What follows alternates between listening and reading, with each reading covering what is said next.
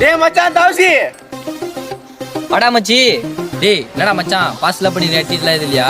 மச்சான் என்கிட்ட இருக்கிட்ட 500 பார்த்தா இன்னொரு பேருக்கு எப்படா பத்தோம்? சரி இருடா, கிட்ட தெரிஞ்சு 500 ரூபா தான் பசங்க கிட்ட நான் பேசுறேன். ஆள் 100 ரூபா ஷேர் பண்ணிக்கிறேன்.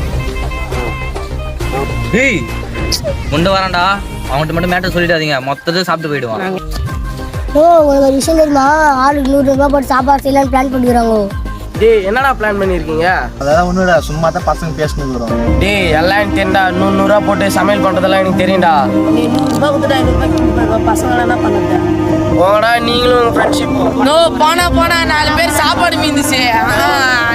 எப்போ டேய் என்னடா தம்பி, எல்லாரும் கிரவுண்ட்ல இருக்காங்க, நீ மட்டும் இங்க வந்து என்னடா பண்ணிட்டு இருக்க?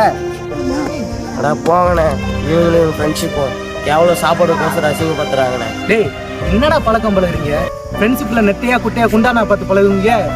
நல்ல ஃப்ரெண்டான்னு மட்டும் பாருங்கடா. அடுத்த மனசு கஷ்டப்படுற மாதிரி பேசுறீங்க. இப்போ என்னடா உங்களுக்கு காசு தானே பிரச்சனை?